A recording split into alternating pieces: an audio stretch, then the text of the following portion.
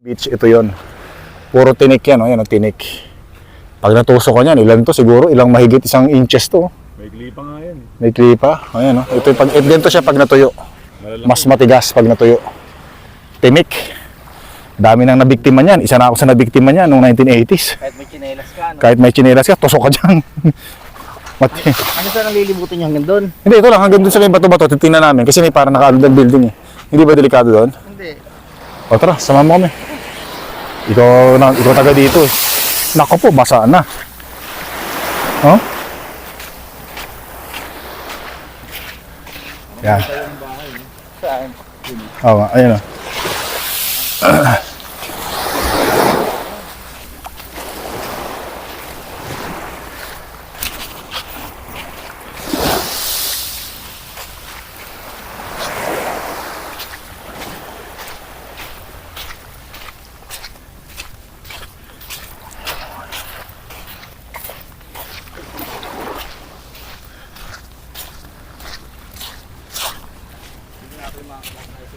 Ha?